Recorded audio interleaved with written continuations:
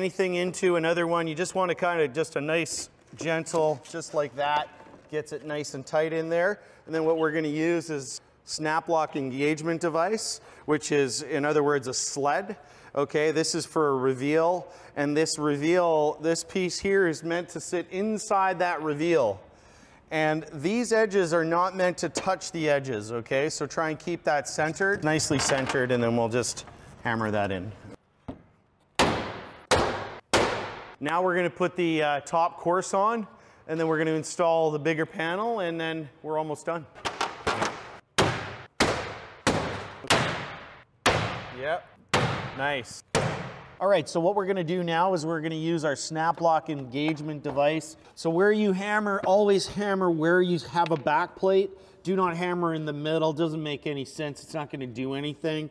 So always try and line up where you've got your back plates so it's a nice, clean hit inside, okay? And you'll see it'll engage pretty easily. This will not come out now. This is designed, engineered, tested for wind load purposes, and in high wind loads, it is meant to go in, stay in. The only way you're getting this out, just go to al13.com and you'll figure that out. We'll show you how to remove damaged panels. You'll see how to cut these out, put a new one in after.